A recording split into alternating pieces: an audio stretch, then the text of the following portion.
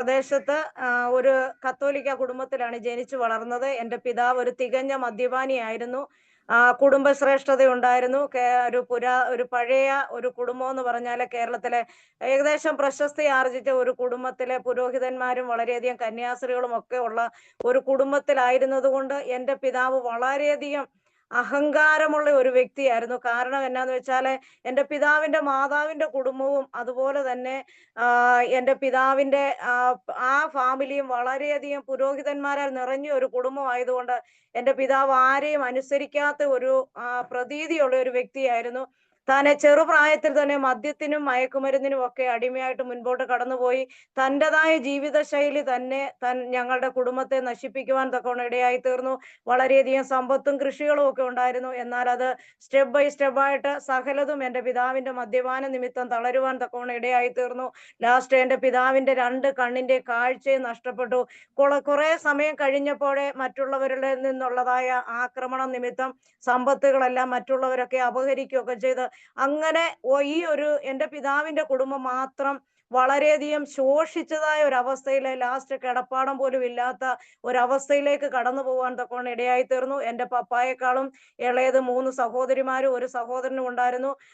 എൻ്റെ പിതാവിൻ്റെ മാതാവെന്ന് പറഞ്ഞാല് തോമസ് കുര്യാളശ്ശേരിയുടെ സഹോദരിയുടെ പുത്രിയായിരുന്നു. അങ്ങനെയുള്ള ഒരു വലിയ കുടുംബത്തിൽ നിന്ന് ഒരു ഏറ്റവും താഴെ ഒരു അവസ്ഥയിലേക്ക് വന്നപ്പോൾ എൻ്റെ ഗ്രാൻഡ് മദർ വളരെ മാനസിക രോഗിയായി പെട്ടെന്ന് തന്നെ താൻ ലോകത്തിൽ നിന്ന് മാറ്റപ്പെട്ടു. ആ അവസ്ഥയിൽ വന്നപ്പോൾ എൻ്റെ അപ്പച്ചനും വളരെയധികം മാനസികമായിട്ട് ടെൻഷനായി. എന്നാൽ ഇതിലൊന്നിലും എൻ്റെ പിതാവിൻ്റെ സ്വഭാവത്തെ മാറ്റുവാനോ അല്ലെങ്കിൽ പിതാവിന് ഒരു രൂപാന്തരം വരുത്തുവാനോ കഴിഞ്ഞില്ല. എല്ലാവരും ഉപദേശിക്കുകയും പുരോഹിതന്മാരും അതുപോലുള്ള ആൾക്കാരൊക്കെ എൻ്റെ പപ്പായെ വളരെയധികം ഉപദേശിച്ചിട്ടുണ്ട്. എന്നാൽ ഇതിനൊന്നും തൻ്റെ ജീവിതത്തെ മാറ്റിമറിക്കുവാനായിട്ട് കഴിഞ്ഞില്ല. ആ സമയങ്ങളിൽ തന്നെ പപ്പായുടെ കണ്ണിന്റെ കാഴ്ച നഷ്ടപ്പെടുന്നു. പിന്നീട് ട്രീറ്റ്മെന്റ് ചെയ്ത് കണ്ണിന്റെ കാഴ്ച ഒരുവിധമൊക്കെ ശരിയായ സമയത്ത് തന്റെ സഹോദരിമാരെ ഈ മദ്യപാനത്തിന്റെ അവസ്ഥയിലും തന്റെ സഹോദരിമാരെ വിവാഹം കഴിപ്പിച്ച് ഇളയ സഹോദരനും വിവാഹം കഴിച്ച് കുടുംബസ്ഥരായവർ സന്തോഷമായിട്ട് സമ്മതിക്കുന്നു. എന്നാൽ പിതാവിന്റെ മദ്യപാന നിമിത്തം പിതാവ് ഇങ്ങനെ ഒരു വല്ലാത്ത രീതിയിൽ മുൻപോട്ട് കഴിയുന്ന സമയത്ത് എൻ്റെ അപ്പച്ചൻ പറഞ്ഞു, എനിക്ക് വയ്യാതായി, നീ ഇങ്ങനെ ആയാൽ ശരിയാകുകയില്ല എന്ന് പറഞ്ഞ് തൻ്റെ കുടുംബക്കാരുടെ എല്ലാവരുടെയും കൂടെ പ്രേരണയാല് പപ്പായും വിവാഹിതനായി. എന്നാല് വർഷങ്ങൾ കാത്തിരുന്നതിന് ശേഷമാണ് എന്നെ അവർക്ക് ലഭിപ്പാൻ തക്കവണ്ണം ഇടയായി തീർന്നത്. ഒരു കാര്യം വ്യക്തമാണ്, എൻ്റെ പിതാവ് ഒരു രാജപ്രൗഢിയിൽ ജനിച്ചു. എന്നാല് ഞാൻ ജനിച്ചത് ഒരു ചെറ്റക്കുടിലായിരുന്നു. ഒന്നുമില്ലാത്ത അവസ്ഥയില് അങ്ങനെയുള്ള ഒരു സാഹചര്യത്തിലാണ് എനിക്ക് ജനിക്കുവാനായിട്ട് സ്വർഗത്തിലെ ദൈവം ഭാഗ്യം തന്നത്. അതൊക്കെ എൻ്റെ ജീവിതത്തിലെ ഒരു ഭാഗ്യമായിട്ട് ഞാൻ കരുതുന്നു. കാരണം എന്നാന്ന് വെച്ചാൽ ഒരു പ്രതാപത്തിലോ പ്രൗഢിയിലോ ജനിക്കുമായിരുന്നെങ്കിൽ ഒരു പക്ഷെങ്കില് എനിക്ക് ദൈവത്തെ അറിയുവാനോ അല്ലെ ദൈവമഹത്വം എൻ്റെ ജീവിതത്തിൽ വെളിപ്പെടുവാനോ ഇടയാകുകയില്ലായിരുന്നു. എൻ്റെ ചെറുപ്രായത്തിൽ തന്നെ എൻ്റെ ജീവിതത്തിലെ പട്ടിണി എന്നാന്നും വിശപ്പിന്റെ വില എന്നാണെന്നും ഒക്കെ എൻ്റെ കുഞ്ഞു പ്രായത്തിൽ തന്നെ അറിയുവാൻ തക്കവണ്ണം ഇടയായി തീർന്നു. കാരണം നമുക്ക് ഊഹിക്കാനുള്ളതേ ഉള്ളൂ, നിരന്തരമായ മദ്യപിക്കുന്ന ഒരു വ്യക്തിയുടെ കുടുംബം എപ്രകാരമായി തീരും. പപ്പായുടെ സകല ബിസിനസ്സും സകല കാര്യങ്ങളും നഷ്ടപ്പെട്ട്, പക്ഷെ പപ്പായ്ക്ക് ഒരു കുറവുമില്ല. കാരണം മദ്യപാനിയായ ഒരു വ്യക്തി, ആ വ്യക്തിക്ക് ഒരിക്കലും ഒരു കുറവും വരികയില്ല. അതുകൊണ്ട് പപ്പായെ സംബന്ധിച്ചിടത്തോളം പപ്പായ്ക്ക് യാതൊരു ബുദ്ധിമുട്ടുമില്ല. എന്നാൽ ഞാനും മമ്മിയും വളരെയധികം കഷ്ടപ്പെട്ട സമയങ്ങളുണ്ട്. പിന്നീട് എനിക്ക് ഓർമ്മയായ സമയത്ത് ഞാൻ ഓർക്കുന്നുണ്ട്, പിന്നീട് ഓരോ പപ്പായുടെ കൈ വേറെ പൈസയൊന്നും ഇല്ലാതെ വരുമ്പോൾ മമ്മിയുടെ മാല, കമ്മല്, അങ്ങനെ ഓരോന്നോരോന്നായിട്ട് എല്ലാം എടുത്തു തീർന്ന് അവസാനം വന്നപ്പോൾ മമ്മിക്ക് മറ്റുള്ളവരുടെ മുന്നിൽ പുറത്തിറങ്ങാൻ പോലും വഴിയാത്ത അവസ്ഥയിൽ, ഒരു ഉടുതുണി പോലും ഇല്ലാത്ത അവസ്ഥയിൽ ചുരുക്കം പറഞ്ഞാൽ ആയി തീർന്നു. എൻ്റെ ചെറുപ്രായത്തിലാണെങ്കിലും ഞാൻ അങ്ങനെയുള്ള ഒരു അവസ്ഥയിലായി തീരുവാൻ കൊണ്ട് ഇടയായി തീർന്നു. പപ്പ ചില സമയങ്ങളിൽ വീട്ടിൽ നിന്ന് ഇറങ്ങിപ്പോയാൽ ചിലപ്പം ദിവസങ്ങളോളം കഴിഞ്ഞായിരിക്കും മടങ്ങി വരുന്നത്. കാരണം മദ്യപിച്ചിട്ട് ആരുടെയെങ്കിലും കൂട്ടുകാരുടെ കൂടെ കൂടി തൻ്റെ ജീവിതത്തിലെ കത്തിയും അതുപോലുള്ള കാര്യങ്ങളൊക്കെ ആയിട്ടുള്ള യാത്രയാണ്. പലപ്പോഴും മമ്മി വിചാരിക്കും, പപ്പ കടന്നുപോയി കഴിയുമ്പോൾ ഓർക്കും, ഇനി എങ്ങനെയാണ് കടന്നു വരുവോ, ഇനി വല്ല ഡെഡ് ബോഡി ആണോ കടന്നു വരുന്നതെന്നൊക്കെയും ചിന്തിക്കുമായിരുന്നു. എൻ്റെ മമ്മി നിരാശയുടെ അവസ്ഥയിൽ പലപ്പോഴും ആത്മഹത്യ ചെയ്യണമെന്ന്, മമ്മിയുടെ ജീവിതം അവസാനിപ്പിക്കണമെന്നൊക്കെ മമ്മി ചിന്തിക്കും. പക്ഷെങ്കിൽ മമ്മിയുടെ ജീവിതത്തിലെ ജീവിതം അവസാനിപ്പിക്കാനായിട്ട് ഞാനൊരു തടസ്സമായിരുന്നു. കാരണം എന്നാ വെച്ചാല് എന്നെ ഓർക്കുമ്പോൾ മമ്മി പലപ്പോഴും അതിൽ നിന്ന് വിരമിക്കുവാനും മാറിപ്പോകുവാൻ തൊക്കെ ഇടയായി തീർന്നു. മമ്മിയുടെ ആ ഇല്ലായ്മയുടെ അവസ്ഥയിലാണെങ്കിലും മമ്മി പപ്പായ്ക്ക് വേണ്ടിയിട്ട് വളരെയധികം നേർച്ച നേർച്ചകൾ കഴിക്കുകയും അന്നത്തെ ആ അറിവനുസരിച്ച് പല കാര്യങ്ങളും ചെയ്യുമായിരുന്നു. പക്ഷെങ്കില് ഞാൻ ഒരിക്കൽ പോലും വിശ്വാസത്തിൽ വരുന്നതിന് മുൻപ് ഞാൻ ഒരിക്കൽ പോലും എൻ്റെ മമ്മിയുടെ മുഖം ചിരിച്ച ഒരു മുഖം എൻ്റെ മമ്മിയുടെ കണ്ടിട്ടില്ല. കാരണം എന്നാ വെച്ചാൽ അത്രമാത്രം പപ്പ രാവിലെ ഇറങ്ങിപ്പോകുന്നു, അഥവാ രാവിലെ വരുമ്പോൾ, രാവിലെ സുബോധത്തോടെ കടന്നു പോകുന്ന വ്യക്തി രാവിലെ വരുമ്പോൾ വെറും ഒരു ഭ്രാന്തനെ പോലെയാണ് കയറി വരുന്നത്. ആ സമയത്ത് മമ്മി വിറച്ചുകൊണ്ട് നിൽക്കുന്ന അവസ്ഥകൾ എൻ്റെ കുഞ്ഞു പ്രായത്തിൽ തന്നെ കാണുവാൻ തക്കോണം ഇടയായി തീർന്നു. ആ സാഹചര്യത്തിൽ എനിക്ക് 8 വയസ്സുള്ള സമയത്ത്, ഈ 8 വയസ്സിനോടടയ്ക്ക് നിങ്ങൾ ചിന്തിക്കും ഈ ചെറുപ്രായം, പക്ഷെ ആ 8 വയസ്സിനോടടയ്ക്ക് എൻ്റെ ജീവിതത്തിൽ ഞാൻ വളരെയധികം കഷ്ടതകൾ കാണുവാൻ തക്കവണ്ണം ഇടയായി തീർന്നു. സമാധാനമില്ലാത്ത ജീവിതം, വിദ്യാഭ്യാസത്തിന് വേണ്ടത് ഒന്നുമില്ലാത്ത ഒരു സാഹചര്യങ്ങളൊക്കെ എൻ്റെ ജീവിതത്തിൽ കടന്നു വന്ന സമയം, എനിക്ക് ഒരിക്കലും അത് മറക്കാൻ പറ്റുകയില്ല. ഞാൻ എത്രമാത്രം ദൈവം എന്നെ മാനിച്ചാലും ഞാൻ നടന്നു വന്ന വഴികൾ എനിക്ക് ഒരിക്കലും മറക്കാൻ കഴിയത്തില്ല. അങ്ങനെ ഇരിക്കുന്ന സമയത്ത് എൻ്റെ മാതാവ് രോഗിയായി തീരുവാൻ തക്കവണ്ണം ഇടയായി തീർന്നു. മാതാവിന്റെ രോഗം എന്നാന്ന് കണ്ടുപിടിച്ചില്ല. ആ സമയത്തൊക്കെയും നമുക്ക് അത്രമാത്രം ശാസ്ത്രം പുരോഗമിച്ചിട്ടില്ല. മമ്മിയുടെ മൂക്കിൽ നിന്ന് പഴുപ്പും ചോരയൊക്കെ വരുന്നു. അത് വളരെയധികം ദുർഗന്ധം വമിക്കുന്ന ഒരു അവസ്ഥയിലേക്ക് കടന്നുപോയി. അന്നത്തെ ഗവൺമെന്റ് ഹോസ്പിറ്റലുകളിൽ ട്രീറ്റ്മെന്റ് ചെയ്ത് 15 ദിവസം അല്ലെ 20 ദിവസത്തേക്ക് മാറ്റി നിർത്തിയ സമയത്ത്, അങ്ങനെ ഇരിക്കുമ്പോഴേ പപ്പായ്ക്ക് എന്നാലും വളരെ വ്യത്യാസങ്ങളൊന്നുമില്ല. പപ്പ മദ്യപിക്കും. മമ്മിയുടെ അനിയത്തിയുടെ വീടാണ് തൊട്ടടുത്തുള്ളത്. ഞങ്ങളെല്ലാം നഷ്ടപ്പെട്ടു. മമ്മിക്ക് കിട്ടിയ വീതത്തിൽ വന്നാണ് ഞങ്ങൾ ഒരു ചെറിയ ചെറ്റക്കുടിൽ വെച്ച് താമസിക്കുന്നത്. മമ്മിയുടെ അനിയത്തിമാര് വരും, അവരെന്തുവരും ഒക്കെ ചെയ്യും. അങ്ങനെയുള്ള ഒരു സാഹചര്യം. അവർക്കും പപ്പായെ ഭയമായതുകൊണ്ട് അവര് നേരെ വന്നൊന്നും ചെയ്യുകയില്ലായിരുന്നു. എന്നാൽ അങ്ങനെ ഇരിക്കുന്ന ഒരു സാഹചര്യത്തില് എന്റെ പിതാവ് വളരെയധികം പെന്തക്കോസ്ത് സമൂഹത്തോട് വിരോധമുള്ള ഒരു വ്യക്തിയായിരുന്നു. ആ ദേശത്തെങ്ങും അന്നൊരു ആരാധനയോ ഒരു കൂട്ടായ്മയോ അല്ലെങ്കിൽ ഒരു വിശ്വാസ കുടുംബമോ ഇല്ല. ആ സാഹചര്യത്തില് പെട്ടെന്ന് തന്നെ എന്റെ പിതാവ് നടന്നു പോകുന്ന വഴിക്ക് ഒരു രണ്ട് ദേവദാസന്മാരെ കാണുവാനും, അവരതിനു മുൻപ് പലപ്പോഴും സംസാരിക്കുമ്പോൾ അവരെ ചീത്ത പറഞ്ഞ് ഓടിക്കുന്ന വ്യക്തി, അന്ന് പപ്പ ബൈ ചാൻസില് പപ്പയുടെ സഹോദരിയുടെ വീട്ടിൽ നിന്ന് കടന്നു വരുന്ന സമയത്ത് അവരെ കാണുവാനും അവരുമായിട്ട് സംസാരിക്കാനും, അന്നൊരു ശനിയാഴ്ച ദിവസമായിരുന്നു. പപ്പായുടെ ചില കാര്യങ്ങൾ അവരോട് പറഞ്ഞതിന് ശേഷം അവര് പായിപ്പാട്, നമ്മുടെ വിയപുരം പായിപ്പാട് എന്ന് പറഞ്ഞ ഒരു സ്ഥലത്തേക്ക്, അവിടെ ഒന്ന് IPCയുടെ ഒരു ദേവദാസൻ ഉണ്ടായിരുന്നു, ജോസഫ് കുട്ടി എന്ന് പറഞ്ഞ പുള്ളി ഇന്ന് നിത്യതയിൽ വിശ്രമിക്കുന്നു. ആ സഭയിലേക്ക് ഇവര് കൂട്ടിക്കൊണ്ടു പോകുവാൻ തക്കവണ്ണം ഇടയായി തീർന്നു. അന്ന് എൻ്റെ പിതാവിന്റെ ജീവിതത്തിലെ മാനസാന്തരത്തിന് ദൈവം വഴിയൊരുക്കുവാൻ ഇടയായി തീർന്നു. വൈകിട്ടായപ്പോഴത്തേക്കും എൻ്റെ മമ്മിയുടെ അവസ്ഥ വളരെയധികം വഷളായി. മമ്മി ലോകത്തിൽ നിന്ന് മാറ്റപ്പെടുന്ന അവസ്ഥയിലേക്ക് കടന്നു പോകാൻ തക്കവണ്ണം ഇടയായി തീർന്നു. എന്നും രാവിലെ പള്ളിയിൽ പോകുന്ന ഒരു വ്യക്തിയാണ് പപ്പ. മദ്യപിക്കുമെങ്കിലും പള്ളിയിൽ പോയതിനു ശേഷമേ പപ്പ മറ്റുള്ള കാര്യങ്ങൾക്ക് പോകത്തുള്ളായിരുന്നു. അതുപോലെ തന്നെ വീട്ടിലെ രാത്രി കുരിശു വരയ്ക്കുന്നത്, അത് ജപമാലയൊക്കെ ചെല്ലുന്നതിന്റെ ഡോസ് കൂടുന്നത് പപ്പ കഴിക്കുന്ന ഡോസിന്റെ അനുസരിച്ചാണ്. അത് തീരുന്നത് വരെ എന്നെ മുട്ടേ നിർത്തുമായിരുന്നു. അങ്ങനെയൊക്കെ ഉള്ളതായ ഒരു വളരെയധികം ക്രൂരമായ ഒരു അവസ്ഥയാണ്. കാരണം പപ്പ എത്രമാത്രം കുടിച്ചിട്ട് വരുന്നോ അത്രമാത്രം ജപമാല, കാരണം പുള്ളി എണ്ണി തീർക്കുന്നത് പുള്ളിക്ക് തന്നെ അറിയില്ല. അത് കാരണം പുള്ളി അത് പിന്നെയും റിപ്പീറ്റ് ചെയ്യും. നമ്മൾ അതോടൊപ്പം തന്നെ ഇങ്ങനെ മുട്ടേ നിൽക്കുകയും ചെയ്യണം. മുട്ടേന്ന് ഇരിക്കാൻ പറ്റത്തില്ല. അങ്ങനത്തെ ഒരു അവസ്ഥയായിരുന്നു. കാരണം ജീവിതത്തിലെ പപ്പായ്ക്ക് എന്നെ ഭയങ്കര സ്നേഹമാണ്. പപ്പായ്ക്ക് എന്നെ സ്നേഹിക്കാനായിട്ട് സമയം കിട്ടിയിട്ടില്ല. അതെന്റെ ജീവിതത്തിൽ പലപ്പോഴും മനസ്സിനെ ഭാരപ്പെടുത്തിയിട്ടുണ്ട്. കാരണം ഏക മകളാണ്. അങ്ങനെയുള്ള ഒരവസ്ഥയില് പപ്പ പലപ്പോഴും സ്നേഹമുണ്ട്, ഭയങ്കര സ്നേഹമാണ്. പപ്പ എന്നെ അടിക്കുകയോ അങ്ങനെ ഒന്നും ചെയ്യത്തില്ല. പക്ഷെങ്കില് പപ്പായ്ക്ക് എന്നെ സ്നേഹിക്കാനുള്ള സമയം കിട്ടുകയില്ല. പപ്പ ഞാൻ എണീക്കുന്നതിന് മുന്നേ പോകുന്നു. ഒരായിട്ട് ഞാൻ കിടക്കുന്നതിന് മുൻപേ തിരിച്ചു വരുമ്പോ ഒരു പ്രാകൃതനെ പോലെ വരുന്നു. അങ്ങനെയുള്ള ഒരു സാഹചര്യമായിരുന്നു. പക്ഷെങ്കില് ഈ ഞായറാഴ്ച ദിവസം എൻ്റെ മമ്മി എന്നോട് പറഞ്ഞു, മോനെ മമ്മി മരിക്കാൻ പോവുകയാണ്. പപ്പ വളരെ മുൻകോപിയാണ്, മദ്യപാനിയാണ്. നീ അമ്മാമ്മമാരുടെ എന്ന് വെച്ചാൽ അമ്മയുടെ അനിയത്തിയുടെ വീട് അടുത്തുണ്ട്, അവിടെ അവരുമായിട്ട് സഹകരിച്ച് നിൽക്കണം, അവരെന്ത് പറഞ്ഞാലും അനുസരിക്കണം എന്നൊക്കെ പറയുവാൻ തൊക്കെ ഇടയായി തീർന്നു. ആ ഒരു സാഹചര്യം, ആ ഒരു വാക്ക് കേട്ടോണ്ടാണ് പപ്പ കേറി വരുന്നത്. പപ്പ കേറി വരുമ്പോ വീട്ടിൽ ബൈബിളുണ്ട്, കത്തോലിക്ക ബൈബിളുണ്ട്. പക്ഷെ പപ്പായുടെ അന്നൊരു ന്യൂ ടെസ്റ്റ്മെന്റ് ബൈബിൾ, ഒരു കറുത്ത കവറിട്ട ബൈബിള് കൈ കൊണ്ട് കേറി വന്നു കഴിഞ്ഞപ്പോഴത്തേക്ക് മമ്മി ഇങ്ങനെ പറയുന്ന കേട്ടപ്പോഴത്തേക്ക് പപ്പ ഇങ്ങനെ പറയുവാൻ തൊക്കെ ഇടയായിരുന്നു. ഒരു ചിരിച്ച മുഖത്തോടെ പപ്പ ഇങ്ങനെ വന്നിട്ട് മമ്മിയോട് പറഞ്ഞു, ഇല്ല, നിന്നെ യേശു സൗഖ്യമാക്കുമെന്ന് പറഞ്ഞു. അപ്പൊ ആ അവസ്ഥയിലും മമ്മി പപ്പായോട് പറയാണ്, ഇപ്പൊ എന്നെ ഒരു പുതിയ യേശുവിനെയും കൊണ്ട് വന്നു എന്ന് ചോദിച്ചു. അങ്ങനെയല്ല. ഒരിക്കൽ പോലും ഞാൻ എന്റെ പപ്പ അങ്ങനെ സന്തോഷത്തോടെ അല്ലെങ്കിൽ ദേഷ്യപ്പെടാതെ ഒരു വാക്ക് മമ്മിയോട് പറഞ്ഞതായിട്ട് ഞാൻ കേട്ടില്ല. അന്ന് മമ്മിയുടെ ഞങ്ങൾക്ക് വീട്ടിൽ കട്ടിലോ അങ്ങനെയുള്ള ഒന്നുമില്ല. പായ വിരിച്ച് മമ്മി തറയിൽ കിടക്കുകയാണ്. മമ്മിയുടെ അടുത്ത് വന്നിരുന്നിട്ട് പറഞ്ഞു, രക്തസ്രാവക്കാരി സ്ത്രീയെ സൗഖ്യമാക്കിയ യേശു നിന്നെ സൗഖ്യമാക്കുമെന്ന് സ്വരത്തോടെ മമ്മിയോട് പറയുവാൻ തക്കോണം ഇടയായി തീർന്നു.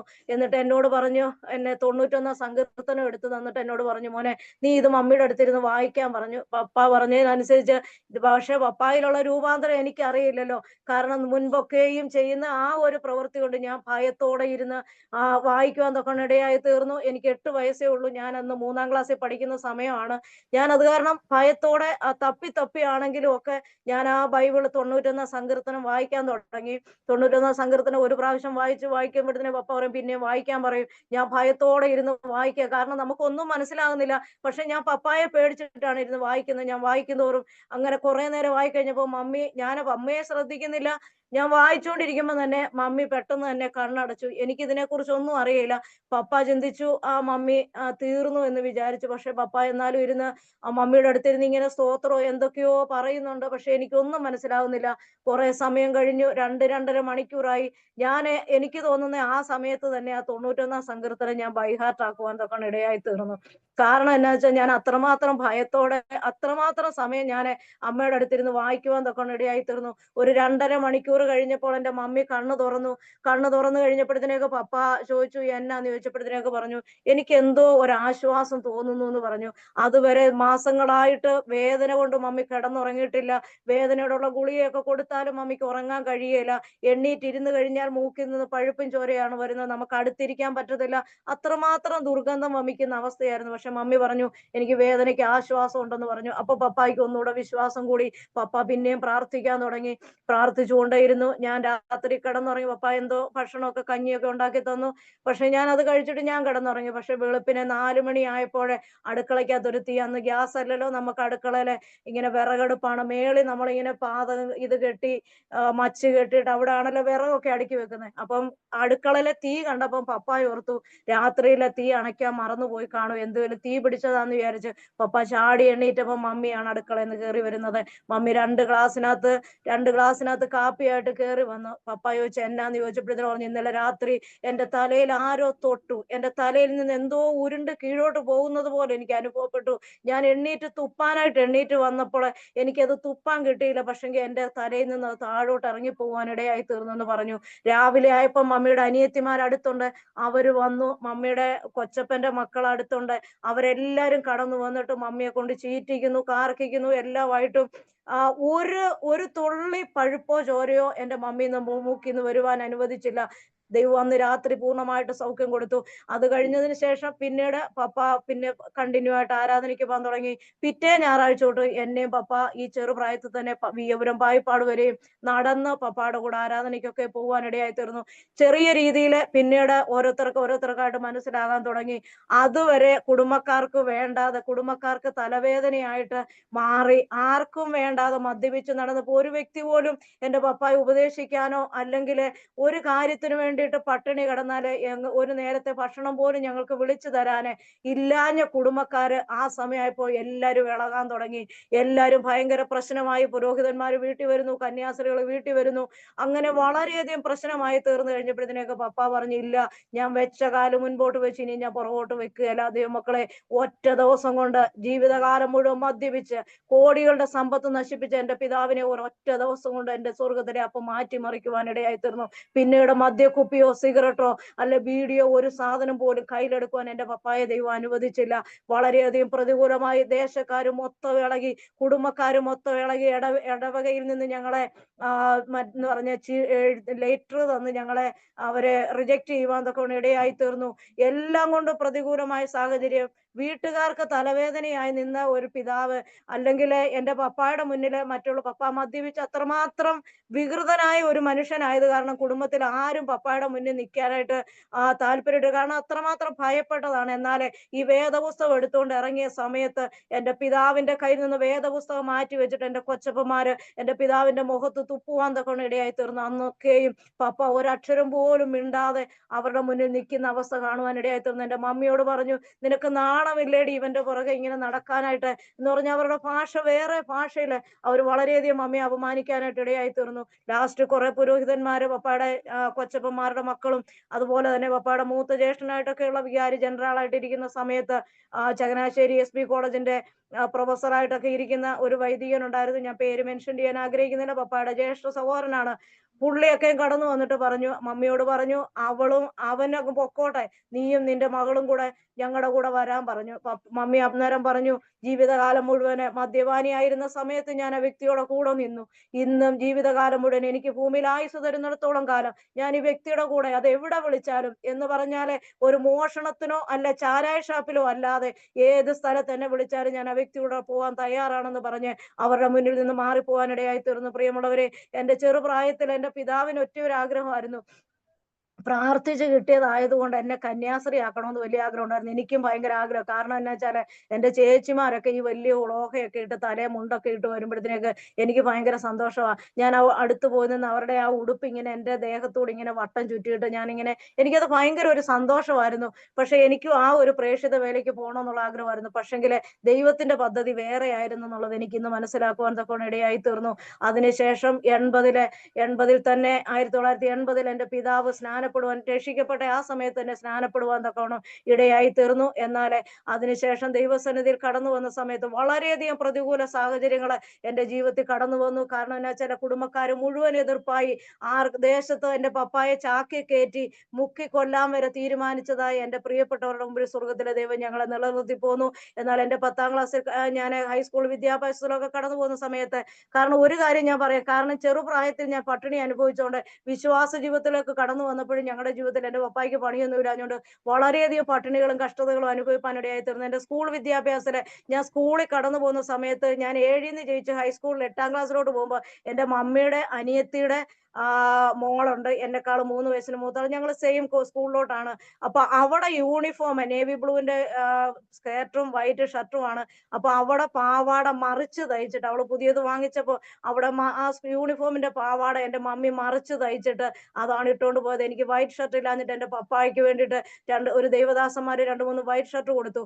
ആ ഷർട്ട് ചെറുതാക്കിയിട്ട് ആ ഷർട്ട് ഇട്ടുകൊണ്ട് ഞാൻ ഒരു വർഷക്കാലം മുഴുവനും അത് സ്കൂളിൽ പോകാനിടയായി തീർന്നു. എന്നാല് എന്റെ 9ാം ക്ലാസ്സിലോട്ട് കയറുന്ന സമയത്ത് അത് പിന്നീട് അതിന്റെ പുറകു മുഴുവൻ കീറിയിട്ട് അതിന് തയ്ക്കാൻ ഇടയില്ല. പക്ഷെ എനിക്ക് അന്ന് നമ്മുടെ നാട്ടിൽ പറയുന്നത് പനങ്കൊല പോലുള്ള മുടി എന്ന് പറഞ്ഞാൽ അങ്ങനെയുള്ള മുടി എനിക്ക് ദൈവം തന്നിട്ടുണ്ടായിരുന്നുകൊണ്ട് എന്റെ മമ്മി രാവിലെ എന്നെ കുളിപ്പിച്ചിട്ട് മുടി അഴിച്ചിടും. കാരണം എന്നാ വെച്ചാല് എന്റെ ഉടുപ്പിന്റെ പുറകിലത്തെ കീറൽ ആരും കാണരുത്. മക്കളെ, ഇത് ഞാൻ ഒരു മുഖസ്തുതിക്ക് വേണ്ടിയിട്ടോ അല്ലെ എന്റെ പ്രശംസയ്ക്ക് വേണ്ടിയിട്ട് പറയല്ല. എന്റെ ജീവിതത്തിൽ ഞാൻ അനുഭവിച്ച അനുഭവങ്ങളാണ്. എനിക്ക് ഈ സൂം പ്ലാറ്റ്ഫോം ദൈവസന്നിധിയിലാണ്. ദൈവസന്നിധിയിൽ എനിക്ക് നുണ പറയേണ്ട കാര്യമില്ല. കാരണം എന്റെ ജീവിതത്തിൽ ഞാൻ അനുഭവിച്ച അനുഭവങ്ങളാണ് നിങ്ങളുമായിട്ട് ഷെയർ ചെയ്യാൻ തക്കോണം ഇടയായി തീർന്നത്. കാരണം ജീവിതത്തിൽ ദൈവം ഓരോ വ്യക്തികളെ ഓരോ അവസ്ഥയിൽ കൂടെ കടത്തിവിടുന്നതിന് ദൈവത്തിന് ചില പദ്ധതികളൊന്നുണ്ടെന്ന് എന്റെ ജീവിതത്തിൽ മനസ്സിലാക്കി. കാരണം എന്നാ വെച്ചാൽ ആ ഷർട്ടും കീറി കഴിഞ്ഞപ്പോൾ എനിക്ക് സ്കൂൾ യൂണിഫോം ഇല്ല. കാരണം ആരാധനയ്ക്ക് പോകാനായിട്ട് എനിക്ക് ഒരു ജോഡി ഡ്രസ്സ് മമ്മി എടുത്ത് തന്നിട്ടുണ്ടായിരുന്നു. മമ്മി അന്നത്തെ സമയത്ത് ഓല മെടഞ്ഞൊക്കെ ഇങ്ങനെ പൈസ ഒരു കൂട്ടി പപ്പ അറിയാതെ വെച്ചിട്ട് എനിക്കൊരു പാവാട ഒരു ഉടുപ്പും ഒക്കെ മേടിച്ചു തന്നിട്ടുണ്ടായിരുന്നു. പിന്നീട് ഞാൻ അതിട്ടുകൊണ്ട് സ്കൂളിൽ പോകുമ്പോൾ യൂണിഫോം ഇല്ലാത്തതിന്റെ പേരിൽ എന്നെ ദിവസങ്ങളോളം സ്കൂളിന്റെ ക്ലാസിന്റെ പുറത്ത് ഞാൻ നിൽക്കേണ്ട അവസ്ഥ വന്നിട്ടുണ്ട്. എന്നാലും ഞാൻ എന്റെ വീട്ടിൽ വന്ന് എന്റെ പേരൻസിനോട് പറയല്ല. കാരണം എനിക്കറിയാം അവരുടെ അവസ്ഥ. ഞാൻ വന്ന് പറഞ്ഞാലും എനിക്ക് വേണ്ടിയിട്ട് അവർ ചെയ്യുവാൻ കഴിയില്ല എന്നുള്ളത് അവർക്കറിയാമായിരുന്നു. അതിനുശേഷം ദിവസങ്ങളോളം മാസങ്ങളോളം ഞാൻ ആ സിറ്റുവേഷനിൽ കൂടെ കടന്നുപോയി. എന്നാൽ ഒരു ദിവസം ഞങ്ങളുടെ ചർച്ചിൽ ഒരു അങ്കിള് വന്നപ്പം അങ്കിള് എല്ലാവർക്കും, ചർച്ചിലുള്ള മിക്ക ആൾക്കാർക്കും മറ്റു കളറുള്ള ഉടുപ്പുകൾ കൊടുത്തപ്പോഴത്തേക്ക് എനിക്ക് വേണ്ടിയിട്ട് എനിക്ക് ഒരു വെള്ള ഷർട്ടിന് തുണിയാണ് അങ്കിൾ എനിക്ക് തന്നത്. ഞാൻ ആ സമയത്ത് ദൈവത്തെ സ്തുതിച്ചുകൊണ്ട് ഞാൻ പെട്ടെന്ന് തന്നെ എനിക്ക് ആ ഷർട്ട് കൊണ്ട് കൊടുത്തിട്ട് ഞാൻ ആ തുണി കൊണ്ട് കൊടുത്ത് ഷർട്ട് തയ്പ്പിച്ചിട്ട് ഞാൻ ആ നരച്ച യൂണിഫോം ഇട്ടുകൊണ്ട് സ്കൂളിൽ പോകാൻ തക്കോണം ഇടയായി തീർന്നു. ദൈവമക്കളെ, എനിക്ക് അന്നൊന്നും ലജ്ജ തോന്നിയിട്ടില്ല. കാരണം എന്നാന്ന് വെച്ചാല് എനിക്കറിയില്ല, ഇന്നൊക്കെ ആണെങ്കിൽ മറ്റുള്ള പിള്ളേർക്ക് ഒരു ശകലം കീറിയതൊക്കെ ഇട്ടുകൊണ്ട് പോകാനായിട്ട് ഭയങ്കര ബുദ്ധിമുട്ടാണ്. പക്ഷെ എനിക്ക് അന്നൊരു ലജ്ജയായിട്ട് തോന്നിയിട്ടില്ല. എന്തോ ദൈവം എന്റെ ജീവിതത്തിൽ എനിക്ക് അങ്ങനെ ആക്കി തീർത്തതായിരിക്കുമെന്ന് ഞാൻ വിശ്വസിക്കുന്നു.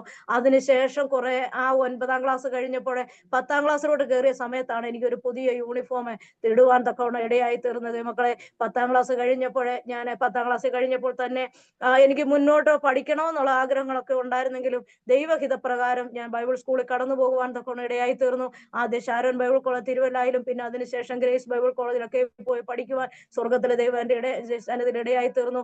എന്റെ പ്രിയപ്പെട്ടവർ, എന്റെ പിതാവിന്റെ ആൾക്കാരൊക്കെ എന്നോട് പപ്പായോട് പറഞ്ഞു, നിന്റെ മോളെ എങ്ങനെ വിവാഹം കഴിക്കും, നിന്റെ മോളെ വിവാഹം കഴിക്കുന്ന കാണണമെന്ന് പറഞ്ഞു. പക്ഷെ കോടികള് ലക്ഷങ്ങള് ബാങ്ക് ഡിപ്പോസിറ്റ് ഉള്ള എന്റെ വലിയ പപ്പായുടെയൊക്കെ മക്കളെക്കാൾ അധികമായിട്ട് എന്റെ പപ്പായുടെ 1 രൂപ പോലും നിക്ഷേപമില്ലാതെ എന്റെ 18ാമത്തെ വയസ്സ് കഴിഞ്ഞ് 19ാമത്തെ വയസ്സിൽ കയറിയപ്പോഴേക്കും എനിക്കൊരു കുടുംബജീവിതം തരുവാൻ തക്കവണ്ണം ഇടയായി തീർന്നു. അനുഗ്രഹിക്കപ്പെട്ട കർത്താവിന്റെ വേല ചെയ്യുന്ന ഒരു കുടുംബജീവിതം എന്റെ സ്വർഗത്തിലെ ദൈവം എനിക്ക് വേണ്ടി തരുവാൻ തക്കവണ്ണം ഇടയായി തീർന്നു. എന്റെ കല്യാണത്തിന്റെ സമയത്ത് എന്റെ പ്രിയപ്പെട്ടവർ, എന്റെ പപ്പായുടെ ആൾക്കാർ ആരും നോക്കിയില്ല. എല്ലാവരും പറഞ്ഞു സഹകരിക്കാമെന്ന് പറഞ്ഞു.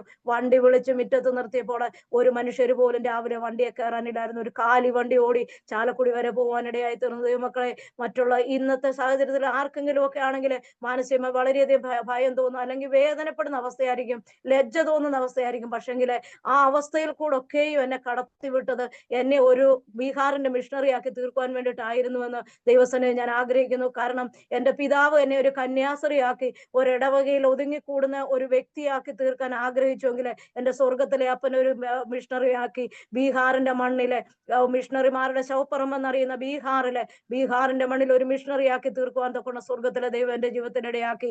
അന്ന് ഞാൻ അനുഭവിച്ച കഷ്ടതയും പട്ടിണികളും എന്റെ ജീവിതത്തിൽ അത് ലാഭമായി തോന്നുന്നു. കാരണം എന്നാന്ന് വെച്ചാൽ, ഞാൻ ബീഹാറിൽ കടന്നു വന്നപ്പോൾ എന്റെ ജീവിതത്തിൽ വളരെയധികം കഷ്ടതയുടെയും പട്ടിണിയുടെയും അവസ്ഥയിൽ കൂടെ കടന്നുപോയി. ഇതിൽ കൂടിയിരിക്കുന്ന ചില വ്യക്തികൾക്കറിയാം. ഞങ്ങൾ വന്ന ആ സമയത്തുണ്ടായിരുന്ന ചില സഹോദരിമാരും ഈ മീറ്റിംഗിൽ കടന്നു വന്നിട്ടുണ്ട്. കാരണം പലപ്പോഴും പട്ടിണികൾ ദിവസങ്ങളോളം ബീഹാറിന്റെ മണ്ണിൽ പട്ടിണി കടന്നിട്ടുണ്ട്. എന്നാൽ അതൊന്നും മനസ്സിനെ തകർത്തുവാൻ ഇടയാക്കിയിട്ടില്ല. കാരണം എന്റെ കുഞ്ഞു പ്രായം മുതലേ ഞാൻ പട്ടിണി കിടന്നിട്ടുള്ളത് കൊണ്ട് എനിക്കത് വലിയ ബുദ്ധിമുട്ടായിട്ട് തോന്നിയിട്ടില്ല. ബീഹാറിൽ വന്നതിന് ശേഷം ഒരു ഉടുതുണിക്ക് മറുതുണിയില്ലാത്ത അവസ്ഥ ഞങ്ങളുടെ ജീവിതത്തിൽ കടന്നു വന്നിട്ടുണ്ട്. എന്നാലേ സ്വർഗത്തിലെ ദൈവം അവിടെയൊക്കെ നിലനിർത്തിയത് എന്തുകൊണ്ടാന്ന് വെച്ചാൽ, ദൈവസന്നിധിയിലെ ദൈവം ചില ഉദ്ദേശത്തോടുകൂടി, ദൈവം ചില ലേബലുകളെ മാറ്റുവാൻ, അഡ്രസ്സുകളെ മാറ്റുവാൻ ദൈവത്തിന് പദ്ധതി ഉണ്ടെങ്കിൽ ദൈവം ചില സർട്ടൻ പീരീഡിലെ ചില അവസ്ഥകൾ കൂടെ കടത്തി വിട്ടതിന് ശേഷമാണ് ദൈവത്തിന്റെ പ്രവൃത്തി നമ്മുടെ ജീവിതത്തിൽ വെളിപ്പെടുന്നതെന്ന് മനസ്സിലാക്കുവാൻ തക്കവണ്ണം എന്റെ ജീവിതത്തിനിടയായി തീർന്നു. കഷ്ടങ്ങളെ ലാഭമാക്കുന്ന ദൈവം എത്രമാത്രം നിന്ന് സഹിച്ചോ ആ ദേശത്ത് മാന്യമായ രീതിയിൽ ദൈവസന്നിധിയിൽ എല്ലാ നന്മകളും ഭൂമിയിൽ അനുഭവിച്ച സന്തോഷത്തോടെ എന്റെ പിതാവ് 2008 എന്റെ പിതാവും 2012 എന്റെ മാതാവും അനുഗ്രഹത്തോടെ സന്തോഷത്തോടെ മക്കളുടെ എന്റെ തലമുറകളെ 3 പേരെയും കണ്ട് സന്തോഷത്തോടെ ഈ ലോകത്തിൽ നിന്ന് യാത്ര പറഞ്ഞു നിത്യതയിൽ ചേർക്കപ്പെടുവാൻ തക്കവണ്ണം ഇടയായി തീർന്നു. പ്രിയമുള്ളവരെ, എന്റെ കുടുംബക്കാര് ഞങ്ങളെ കുടുംബത്തിൽ നിന്ന് മാറ്റി നിർത്തി, ഇടവകയിൽ നിന്ന് ഞങ്ങളെ മാറ്റി നിർത്തിയപ്പോൾ അവർ ഇടവകയിൽ നിന്ന് ഞങ്ങളുടെ പേര് കുടുംബ ഡയറക്ടറിൽ നിന്ന് ഞങ്ങളുടെ പേര് റിമൂവ് ചെയ്ത, എന്നാൽ സ്വർഗത്തിലെ ജീവന്റെ പുസ്തകത്തിൽ ഞങ്ങളുടെ പേര് എഴുതപ്പെടുവാൻ തക്കവണ്ണം ഇടയായി തീർന്നു. ഈ ലോകത്തിലുള്ള പേരോ ഈ ലോകത്തിലുള്ള പ്രശംസയേക്കാൾ അധികമായി നിത്യതയ്ക്ക് വേണ്ടി നാം കരുതുന്നുവെങ്കിൽ അതാണ് നമ്മുടെ ജീവിതത്തിൽ ഏറ്റവും ബലപ്പെട്ടതെന്ന് മനസ്സിലാക്കുവാൻ തക്കവണ്ണം ഇടയായി തീർന്നു. പ്രിയമുള്ളവരെ, നമ്മുടെ ജീവിതത്തിൽ പലപ്പോഴും നാം ചിന്തിക്കുന്നത് പോലെ അല്ല കേട്ടോ ദൈവത്തിന്റെ പ്രവൃത്തികളെ. നമ്മുടെ ജീവിതത്തിൽ കടന്നു വരുന്ന പ്രതികൂലങ്ങളെ കണ്ട് നമ്മൾ ചില ലിമിറ്റേഷനുകൾ നമ്മൾ ചില വിഷയങ്ങൾക്ക് നിർത്തും. പക്ഷെ എന്നാലേ ദൈവത്തിന്റെ പദ്ധതി എന്താണെന്നുള്ളത് നാം പലപ്പോഴും മനസ്സിലാക്കാനായിട്ട് ഇടയായി തീർന്നില്ല. എന്നാലേ ദൈവമായ കർത്താവ് 3 തലമുറകളെ ഞങ്ങൾക്ക് ദാനമായി തന്നു. എന്റെ മൂത്ത പൈതൽ ജനിക്കുന്നത് കേരളത്തിൽ വെച്ചാണ്. അവന് 7ാം മാസത്തിലുള്ളതാണ്. 1 കിലോയെ ഉണ്ടായിരുന്നുള്ളൂ. ഞാൻ പെട്ടെന്ന് തന്നെ പറഞ്ഞു നിർത്തുവാൻ ആഗ്രഹിക്കുന്നു. എന്നാലേ 9 മാസം ഉള്ളപ്പോഴേ അവനെ ഒരു എലി കടിച്ചിട്ട് എലിവിഷം അവന്റെ തലച്ചോറിൽ കയറി അവന്റെ ശരീരം മുഴുവനും പ്ലേഗിന്റെ ആ അസ്വസ്ഥത കടന്നു വന്ന് ശരീരം മൊത്തം ഗിൽറ്റി പോലായി. അവന് വളരെയധികം സീരിയസ് ആയ അവസ്ഥയിൽ അവനെ ഹോസ്പിറ്റലിൽ കൊണ്ടുപോയി.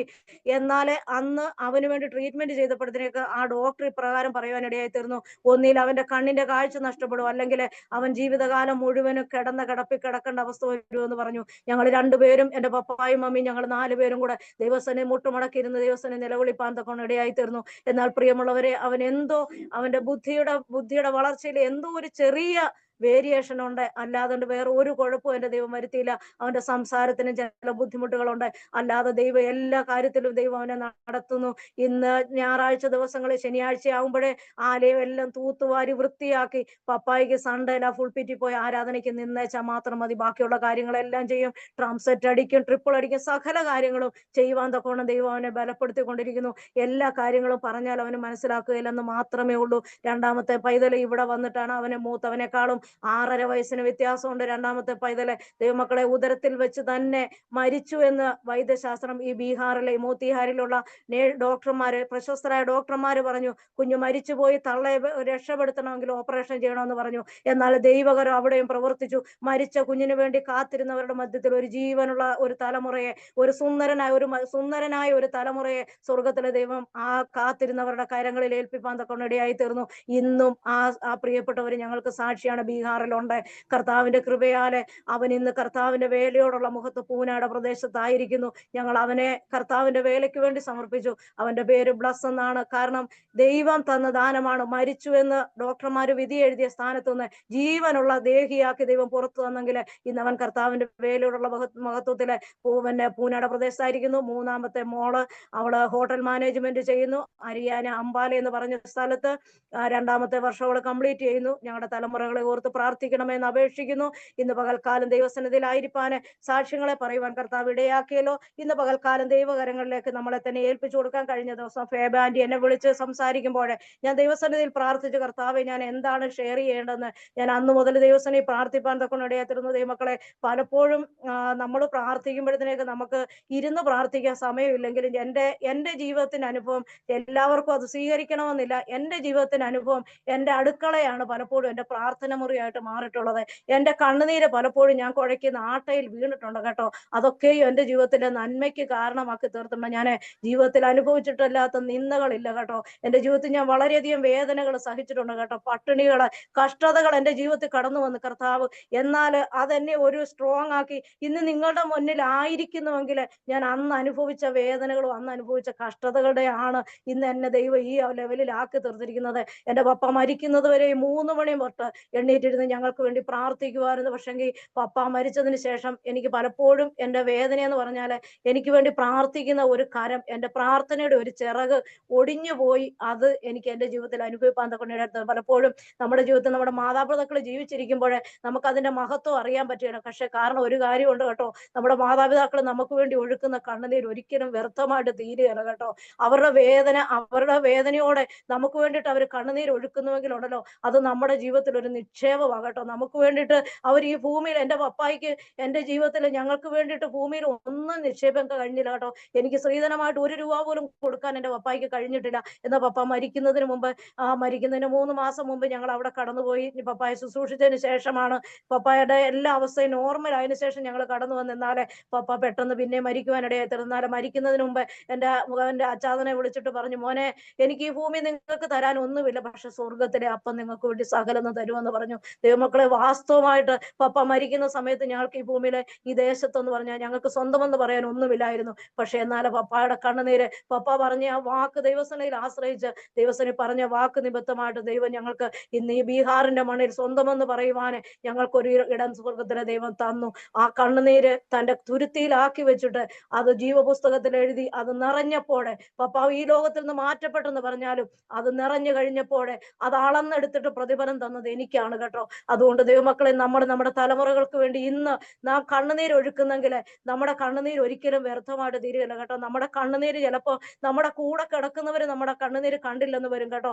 നമ്മളെ അറിയുന്നവര് കണ്ടില്ല, പക്ഷെ നമുക്ക് തന്നെ അറിയാല നമ്മൾ എത്രമാത്രം കണ്ണുനീര് നാം ദൈവസന്നിധിയിൽ ഒഴുക്കിയെന്ന് നമുക്കറിയാല. പക്ഷെ നമ്മുടെ ഓരോ തുള്ളി കണ്ണുനീരും ഉണ്ടല്ലോ, നമ്മുടെ അപ്പൻ അറിയാം. നമ്മുടെ അപ്പൻ അത് മുഴുവൻ അളന്നെടുത്തിട്ട് തന്റെ കുപ്പി നിറഞ്ഞു കഴിയുമ്പോഴുണ്ടല്ലോ, അവൻ അത് അളന്നെടുത്ത് നമുക്ക് വേണ്ടിയിട്ട് പ്രതിഫലം തരുന്ന ദൈവമാ. അത് എൻ്റെ ജീവിതത്തിന്റെ അനുഭവം കൊണ്ടാണ് ഞാൻ ഇന്ന് പറയുന്നത് കേട്ടോ. ഞാൻ ഇന്ന് വെറുതെ നിങ്ങളുടെ സന്നിധിയിൽ ഇന്ന് പറയുവല്ല, എൻ്റെ ജീവിതത്തിന്റെ അനുഭവം മാത്രമാണ് ഞാൻ ഇന്ന് പകൽക്കാലം നിങ്ങളുടെ മധ്യേ ഷെയർ ചെയ്യുവാൻ കൊണ്ട് ഇടയായി തീർന്നത്. നമ്മുടെ നഷ്ടങ്ങളെ, നമ്മൾ എവിടെ നഷ്ടപ്പെട്ടു എന്ന് ചിന്തിക്കുന്നു, ആ നഷ്ടപ്പെട്ടടുത്ത് നിന്ന് നമുക്ക് മടക്കി തരുവാനായിട്ട് ദൈവത്തിന് കഴിവുണ്ട്. കാരണം എന്നാന്ന് വെച്ചാല്, ദൈവത്തിന് ഇപ്രകാരം എഴുതി തരുന്നു, ഇപ്രകാരം ഒരു വാക്യമുണ്ട്, മനുഷ്യർക്ക് അസാധ്യം എങ്കിലും ദൈവത്തിന് സകലവും സാധ്യം. നമ്മുടെ ദൃഷ്ടി പലപ്പോഴും ചിന്തിക്കും, നമ്മൾ ചില വിഷയങ്ങളെ കുറിച്ച് പ്രാർത്ഥിച്ചു കഴിയുമ്പോഴത്തേക്ക് ചോദിക്കുമ്പോഴത്തേക്ക് അതിന് മറുപടി കിട്ടാത്തൊക്കെ ഒരു അവസ്ഥ വന്നു കഴിയുമ്പോഴത്തേക്ക് നമ്മൾ ചിന്തിക്കും അത് ഇല്ലാന്ന്. പക്ഷെ എന്നാൽ അങ്ങനല്ല കേട്ടോ. നാം മറിച്ച് ചിന്തിക്കണം. നമ്മുടെ അപ്പന് സകലതും കഴിയും. നമ്മുടെ അപ്പനുണ്ടല്ലോ ചരിത്രങ്ങളെ മാറ്റിമറിക്കുന്ന ഒരു ദൈവമാണ് നമ്മുടെ ദൈവം കേട്ടോ.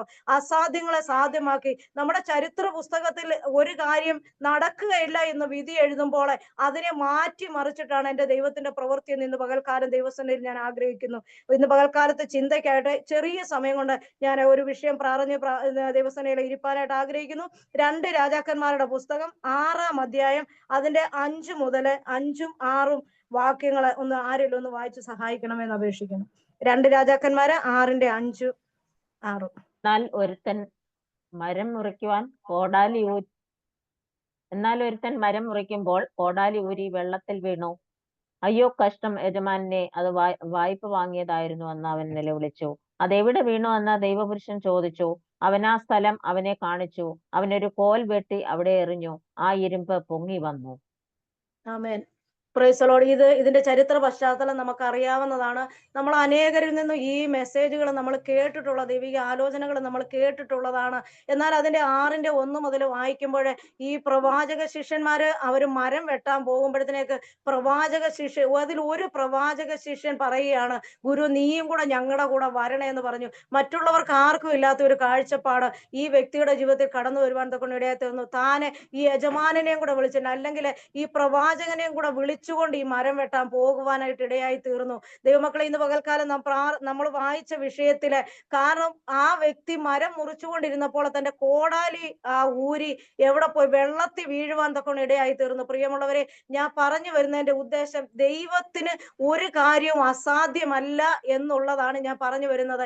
കാരണം എന്താ വെച്ചാല് ആ ഒരു ഇരുമ്പ് കഷ്ണം നമ്മുടെ മാനുഷികമായ ബുദ്ധിയിൽ വെള്ളത്തിൽ കടന്നുപോയ ഒരു ഇരുമ്പ് കഷ്ണം അത് ഒരിക്കലും മുകളിലോട്ട് അത് പൊങ്ങി വരുവാനായിട്ട് മാനുഷികമായ രീതിയിൽ അല്ലെങ്കിൽ സയൻസിനോ ശാസ്ത്രത്തിനോ അത് കഴിയുകയില്ല. പണ്ട് നമ്മൾ പറഞ്ഞ പോലെ ഐസക് ന്യൂട്ടൻ നോക്കി കണ്ടുപിടിച്ചു. ഇത് ഗുരുത്വാകർഷണത്തെ കുറിച്ച് പറഞ്ഞു, അത് മേളിൽ നിന്ന് താഴോട്ടാ വരുന്നത്. ഇത് താഴെ നിന്ന് കടന്നു വന്നതായ അല്ലെങ്കിൽ താഴെ നിന്ന് ഒരു ഇരുമ്പ് കഷ്ണം, ഒരു പേപ്പർ കഷ്ണമോ അല്ലെങ്കിൽ കാർബൺ നിറച്ചതായ അല്ലെങ്കിൽ ഒരു ബലൂണോ ഒന്നും അല്ല കേട്ടോ. ഇതൊരു ഇരുമ്പ് കഷ്ണം, വെള്ളത്തിനടിയിലേക്ക് കടന്നുപോയ ഒരു ഇരുമ്പ് കഷ്ണമാണ്. പ്രവാചകൻ ഒരു കോല് വെട്ടിയിട്ടപ്പോൾ അത് പൊങ്ങി വരുവാൻ തൊക്കെ ഇടയായി തീർന്നു.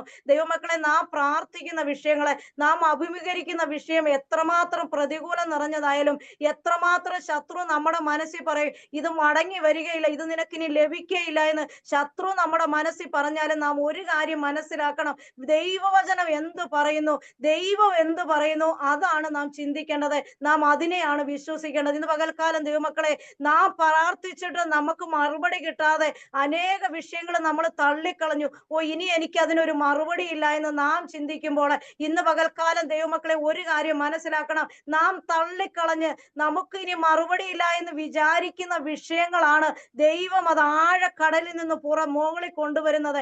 ഇന്ന് പകൽക്കാലം നീ അഭിമുഖീകരിക്കുന്ന വിഷയം എന്ത് തന്നെ ആയിരുന്നാലും, നാളുകളായി പ്രാർത്ഥിച്ച വിഷയമാണോ, തലമുറയുടെ വിഷയമായിരുന്നാലും, ഇന്ന് പകൽക്കാലം നീ പ്രാർത്ഥിക്കുന്ന വിഷയം എത്രമാത്രം അത് ആഴത്തിലേക്ക് ഇറങ്ങിപ്പോയതായിരുന്നാലും, മറുപടി ലഭിക്കാതെ നാളുകളായി പ്രാർത്ഥിച്ചിട്ട് മറുപടി ലഭിക്കാത്ത വിഷയമായിരുന്നാലും, ഇന്ന് പകൽക്കാലം നിന്റെ വിശ്വാസത്തിന്റെ ഒരു കോലുവെട്ടി നീ എറിയുവാൻ തയ്യാറാണോ? നീ അഭിഷേകത്തോടെ കൽപ്പിക്കുവാൻ തയ്യാറാണോ? നിന്നിൽ വ്യാപരിക്കുന്ന പരിശുദ്ധാത്മാവിന്റെ ശക്തിയോടെ, നിന്നിൽ വ്യാപരിക്കുന്ന അഭിഷേകത്തോടെ നീ ഇന്ന് പകൽക്കാലം അതിനെ കൽപ്പിക്കുവാൻ തയ്യാറാണെങ്കിൽ, എത്രമാത്രം കടലിൽ കടന്നുപോയ വിഷയമായിരുന്നാലും, എത്ര ഭാരമുള്ള വിഷയം, വൈദ്യശാസ്ത്രമോ അല്ലെങ്കിൽ ശാസ്ത്രങ്ങളോ പറയുന്ന വിഷയമായിരുന്നാലും, ഇന്ന് പകൽക്കാലം ദൈവത്തിന്റെ പരിശുദ്ധാത്മാവിനെ ഒരു കാര്യവും അസാധ്യമല്ല എന്നുള്ളത് ഇന്ന് പകൽക്കാലം നീ മനസ്സിലാക്കുന്നുവെങ്കിൽ, എത്രമാത്രം താഴെ പോയ വിഷയമാണെങ്കിലും ഇന്ന് പകൽക്കാലം നീ ഒരു നിമിഷം ആരാധിക്കുവാൻ തയ്യാറാകുന്നുവെങ്കിൽ, നിന്റെ വിഷയത്തെ പുറത്തു കൊണ്ടുവരുവാൻ, നിന്റെ കരങ്ങളിൽ അത് മടക്കി തരുവാൻ തക്കവണ്ണം ഇന്ന് പകൽക്കാലം ഈ രാവിലെ സമയം എന്റെ ദൈവം സർവശക്തിയുള്ള ദൈവമാണെന്ന് ഇന്ന് പകൽക്കാലം ദൈവാത്മാവിൽ വിളിച്ചു പറയുകയാണ്. നിനക്കൊന്ന് വിശ്വസിപ്പിക്കുവാൻ കഴിയുമോ? നിന്റെ ആത്മാവിനോട് നിന്നോട് തന്നെ തന്നെ ഒന്ന് വിശ്വസിപ്പിക്കുവാൻ കഴിയുമോ? പലപ്പോഴും നമുക്ക് വരുന്ന കുഴപ്പമെന്നറിയാമോ? നമുക്ക് നമ്മെ തന്നെ വിശ്വസിപ്പാൻ കഴിയില്ല. അനേക ദൈവദാസന്മാര് ദൂതുകളെ വിളിച്ചു പറയും കേട്ടോ, പക്ഷെ നമുക്കത് കടന്ന് വിശ്വസിപ്പാൻ കഴിയില്ല. ദൂത് കേൾക്കുമ്പോൾ നമ്മുടെ ജീവിതത്തിൽ വിശ്വാസം കടന്നു വരും. എന്നാൽ അത് കഴിയുമ്പോൾ നമുക്കത് മറന്നു പോവുകയാണ്. ശത്രു നമ്മുടെ മൈൻഡിലേക്ക് അവിശ്വാസത്തിന്റെ കണികൾ കൊണ്ടിടും. എന്നാൽ ഇന്ന് പകൽക്കാലം പ്രിയമുള്ളവരെ, നിന്റെ അഭിഷേകത്തെ നീ ചുമക്കുന്നുവെങ്കിൽ, നിന്റെ തോളില് നിന്റെ ശിരസിൽ ഒരു അഭിഷേകം ചുമക്കുവാന് ഇന്ന് പകൽക്കാലം നീ തയ്യാറാകുന്നുവെങ്കിൽ, നിന്നിൽ വ്യാപരിക്കുന്ന അഭിഷേകത്തോടെ എത്രമാത്രം ഇളകി പറയുന്ന യോർദാനായാലും, എത്രമാത്രം ഇളകി പറയുന്ന പ്രതികൂലമായിരുന്നാലും, നിന്റെ ചുമലിലുള്ള അഭിഷേകവുമായിട്ട് നീ ആ യോർദാനെ ചവിട്ടുമെങ്കിൽ, മരണകരമായ വിഷയമായാലും, നിന്നെ ഇളക്കി മറിക്കുന്ന വിഷയമായാലും, ഇന്ന് പകൽക്കാലം നിന്നിൽ വ്യാപരിക്കുന്നതായ അഭിഷേകത്തോടെ, അഭിഷേകത്തിന്റെ ശക്തിയോടെ ഇന്ന് പകൽക്കാലം നീ അഭിഷേകത്തെ ഒന്ന് ചവിട്ട്. നിനക്ക് വേണ്ടി യോർദാനെ ഭാഗിച്ച ദൈവം മറ്റ് ശാസ്ത്രങ്ങൾക്ക് കഴിയുവാൻ കഴിയാത്തത്, അല്ലെങ്കിൽ ഇന്ന് വരെയും ഒരു ചരിത്രത്തിൽ എഴുതുവാൻ കഴിയാത്തത്, ചരിത്രത്തെ മാറ്റിമറിക്കുന്ന അഭിഷേകത്തോടെ ഇന്ന് പകൽക്കാലം നീ അതിനെ ഒന്ന് ചവിട്ട്. നീ അതിനോടൊന്ന് കൽപ്പിക്ക്. നിനക്ക് വേണ്ടി ഇന്ന് പകൽക്കാലം തുറക്കാത്ത വാതിലുകള് ഇന്ന് പകൽക്കാലം നീ തുറക്കുവാൻ ശക്തനാണ്. ഇന്ന് പകൽക്കാലം നീ ഒന്ന് ആരാധിച്ചു തുടങ്ങ്.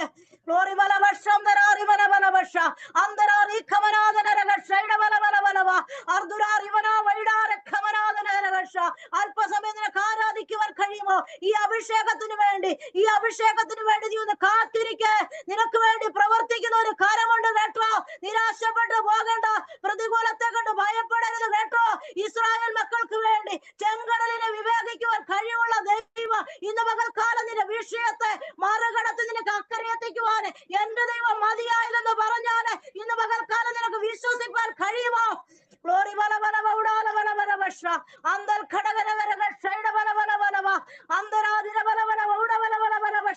അല്പസമയം നമുക്ക് ആരാധിക്കാം. ഇന്ന് പകൽക്കാലം ഒരു അഭിഷേകത്തിന്റെ ശക്തി നിന്നിൽ വ്യാപരിക്കുവാൻ തക്കവണ്ണം ഇന്ന് പകൽക്കാലം ദൈവകരങ്ങളിൽ നിന്നെ തന്നെ ഏൽപ്പിച്ചു കൊടുത്താട്ടെ. Glory Valabashandare Rivanavalavalavasha. Andal Kadaganagaraga, Ribaradanagaraga, Shaidavala Varavasha, Andaradira Valavalavasha, Nakavisosipan Kariata Vishangala, Palapur Samsiator and the Erinyavan Vishangamere, in the Vagalkala, Nindavel Viavarikinadaya, Abhishekator and the Kalpika, Ninda Prasanatani and Abhishekator and the Abhishekator, Nindia Prasanatina Munbele, Nion the Kalchu Editaka, Ninakuvendi of the Varimari Pogaman the Kavanavadaya. Glory Valava Shandara Rivana Valavalava. Andaradira Valavo Shara Valavalavasha, Palapur Ubavasitanoki, Palapur and Devasan and Nelavalichudoki, and Alori Vishet in a Maravadi Karnilla, and Alina Vagal Kalam, Yelia in a Polamadituba, the Pratik in the Magina, Ninakuendi or Kara, we are in the Varanonda, or Valia Karan Ninakuendi, we are in the Varanonda, in the Vagal Kalan, Ninakuvisosipa Karimo, Ninakuvisosipa Karimo, Ninakuendi Pravartik in or Karam, E. Irimbogashanam, Velatin de Adil, then പൊങ്ങി വന്നതുപോലെ നിന്റെ വിഷയം എത്ര വർഷം പഴക്കമുള്ളതായാലും, എത്രമാത്രം പഴക്കമുള്ള നിന്റെ വിഷയമായാലും, അത് വെള്ളത്തിന്റെ അടിയിൽ നിന്ന് പൊങ്ങി വരുന്നത് പോലെ നിന്റെ കരങ്ങളിൽ ഈ ദിവസം തരുവാൻ തക്കവണ്ണം നിന്നിൽ വ്യാപരിക്കുന്ന അഭിഷേകം മതിയായതിൽ നിന്ന് പകൽക്കാലം നീ വിശ്വസിക്കുന്നുവെങ്കിൽ നിനക്ക് വേണ്ടി പ്രവർത്തിക്കുന്ന ദൈവമുണ്ട്. ഇന്ന് പകൽക്കാലം നീ കണ്ണടച്ച് വിശ്വസിപ്പ്. നിന്നോട് പറയുന്ന ദൈവം ആരെന്നുള്ളത്, നീ ആരെയാണ് വിശ്വസിച്ചിരിക്കുന്നതെന്ന് നീ ഇന്ന് പകൽക്കാലം നീ ഒന്ന് ഉറച്ച് വിശ്വസിക്കുക. നിന്നിൽ വ്യാപരിച്ചിരിക്കുന്ന അഭിഷേകം ഒരു സാധാരണ അഭിഷേകം അല്ല കേട്ടോ. നിന്നിൽ വ്യാപരിച്ചിരിക്കുന്ന അഭിഷേകം അത് ചെങ്കടലിലെ വിഭാഗിക്കുന്നതാണ്, യോർദാന്റെ ഒഴുക്കിനെ നിർത്തുന്ന അഭിഷേകമാണ് നിന്നിൽ വ്യാപരിച്ചിരിക്കുന്നത്. ഇന്ന് പകൽക്കാലം നീ കൽപ്പിക്കാൻ തയ്യാറാണോ? നിനക്ക് വേണ്ടി പ്രവർത്തിക്കുന്ന ദൈവം ഇന്ന് പകൽക്കാലം ഈ രാവിലെ സമയം ഈ സൂം പ്ലാറ്റ്ഫോമിൽ ഇറങ്ങി വന്നിട്ടുണ്ട്. നിനക്ക് വിശ്വസിക്കാൻ കഴിയുമോ? Glory Valavashandare Rivanagadanagasha, Andal Kadaganagaraga, Shaidavala Varavasha, Rivana Varavashandare Rivanavalavasha, in the Bagal Kala on the El Pichuda Kantayarano, in the Bagal Kala, we Abhishek in the Vendi, Iparisudal Mavin Vendi, in the Jivate, in the Karate on the El Pig and in the Karatil Viavarikin or Shakti on the Gato, in the Kandil Viavarikin or Shakti on the Navil Viavarikin or Shakti on the Gato, in the Bagal Kala, the Tirichari and Tayaraga. Glory bala bashamdare ribanagaragasha. Andal kadaganagaragashai bala bala bala ba. Ribanagadanagashamdare ribanagadanaragasha. Andal kadaganagaragashা. യേശുവിന്റെ അധികാരമുള്ള നാമത്തില്, യേശുവിന്റെ അധികാരമുള്ള നാമത്തില്, യേശുവിന്റെ അധികാരമുള്ള നാമത്തില് ഇന്ന് പകൽക്കാലം ജയമെടുത്ത് പ്രാർത്ഥിക്കുകയാണ്. യേശുവിന്റെ അധികാരമുള്ള നാമത്തില് എല്ലാ മൂടുപടങ്ങളും മാറിപ്പോകട്ടെ. വിശ്വസിപ്പാൻ കഴിയാതവണ്ണ ജനത്തിന്റെ കണ്ണെ കുരുടാക്കുന്നതായ, മനസ്സിനെ നിഗൂഢമാക്കുന്നതായ അന്ധകാരത്തിന്റെ മണ്ഡലങ്ങളെ ഇന്ന് പകൽക്കാലം യേശുവിന്റെ നാമത്തിൽ ശാസിച്ചകറ്റുകയാണ്. Glory bala bashamdare ribanagadanaragasha. Andal kadaganagaragashai bala bala bala basha. Ardunari khana bala bala baushara bala bala basha. Dira bala bala bala bashamdare ribana vaida. Ardul kadaganagaragashai bala bala bala bala basha. നിനക്ക് വിശ്വസിപ്പാൻ കഴിയുമോ? നിനക്ക് വിശ്വസിപ്പാൻ കഴിയുമോ? നിന്നോട് കൂടെയുള്ളവൻ ആരെന്ന് ഇന്ന് പകൽക്കാലം നീ ഒന്ന് വിശ്വസിക്ക്. നിന്നോട് കൂടെയുള്ളവൻ ആരെന്ന് നീ ഒന്ന് വിശ്വസിക്ക്. ഒരു സാധാരണ വ്യക്തി അല്ല കേട്ടോ നിന്നോട് പറയുന്നത്. ഭയപ്പെടേണ്ട, ഞാൻ നിന്നോട് കൂടെയുണ്ട്. ഭ്രമിച്ചു നോക്കേണ്ട, ഞാൻ നിന്റെ ദൈവമാകുന്നെന്ന് നിന്നോട് പറയുന്നവൻ ഒരു സാധാരണ വ്യക്തി അല്ല കേട്ടോ. നിനക്ക് വേണ്ടി ജീവൻ തന്ന നിന്റെ ഉടയവനാണ് നിന്നോട് പറയുന്നവൻ. നിന്റെ പകൽക്കാലം നീ മനസ്സിലാക്ക്. ഹല്ലേലൂയ. പലപ്പോഴും കർത്താവേ, നമ്മുടെ ജീവിതത്തിൽ വരുന്ന കുഴപ്പം എന്നറിയാവോ? നാം പറയുന്നുണ്ട്, പക്ഷെങ്കില് നമുക്ക് യഥാർത്ഥമായിട്ടുണ്ടല്ലോ ആ വിശ്വാസത്തിലേക്ക് ഒന്ന് കടന്നു വരാൻ നമുക്ക് കഴിയുന്നില്ല കേട്ടോ. നമ്മളോട് പറയുന്നവൻ ആരെന്നുള്ളത് മനസ്സിലാക്കാനായിട്ട് കഴിയുന്നില്ല. ആ അവസ്ഥയാണ് നമ്മുടെ ജീവിതത്തിൽ കടന്നു വരുന്നത്.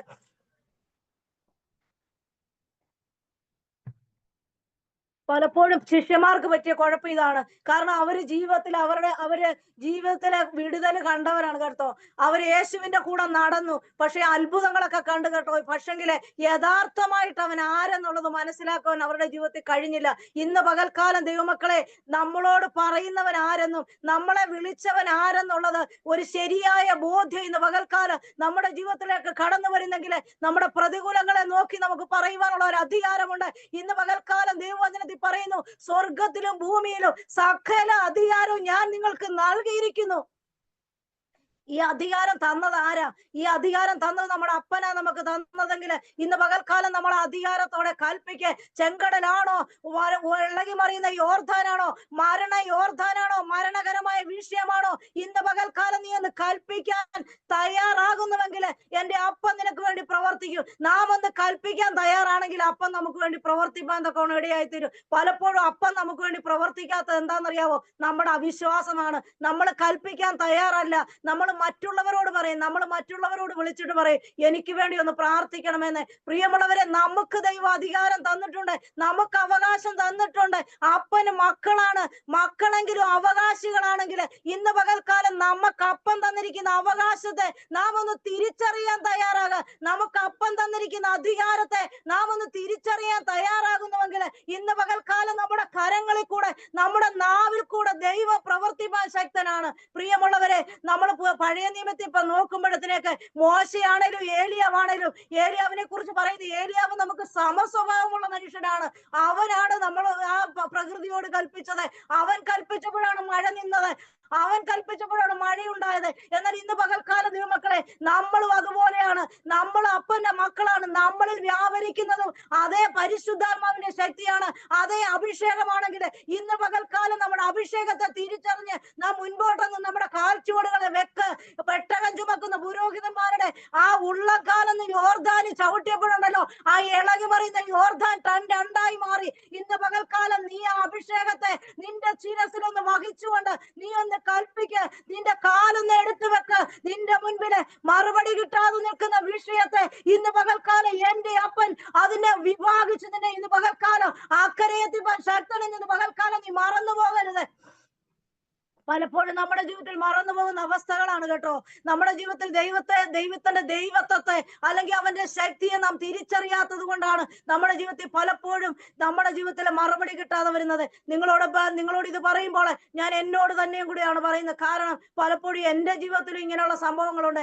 എന്നാൽ ഇന്ന് പകൽക്കാലം നമ്മുടെ വിളിയെ തിരഞ്ഞെടുപ്പിനെ നമ്മൾ കൂടുതൽ ഉറപ്പാക്കണം. നമ്മളോട് കൽപ്പിച്ചത് ആരെന്നുള്ളത് നമ്മൾ മനസ്സിലാക്കണം. ഇന്ന് പകൽക്കാലം ഇവിടെ പ്രവാചക ശിഷ്യൻ അവന്റെ ജീവിതത്തിലെ അവൻ അവന് നഷ്ടപ്പെട്ടു. അവൻ ആരോടോ വായ്പ വാങ്ങിയതാ. പലപ്പോഴും നമ്മുടെ ജീവിതത്തിൽ ഇതുപോലെ തന്നെയാണ്. നമ്മളും ചിലതൊക്കെ വായ്പ വാങ്ങിയിട്ടുണ്ടല്ലോ, നമുക്ക് തിരികെ കൊടുക്കാൻ കഴിയാത്ത അവസ്ഥയാണ്.